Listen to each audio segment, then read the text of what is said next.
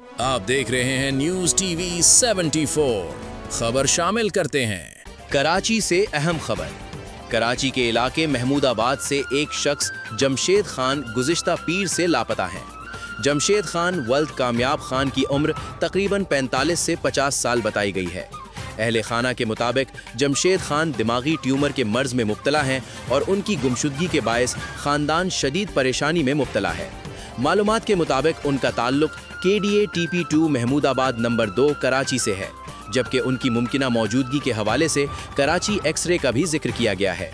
अहले खाना और लवाहिकीन ने अवाम से अपील की है कि अगर किसी शख्स को जमशेद खान के बारे में कोई मालूमात मिले तो फौरी तौर पर दर्ज झैल नंबर्स पर रब्ता करें।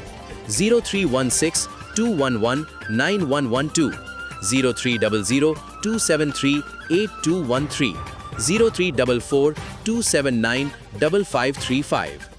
आपकी एक इत्तला उस शख्स को अपने खानदान तक वापस पहुंचाने में मददगार साबित हो सकती है।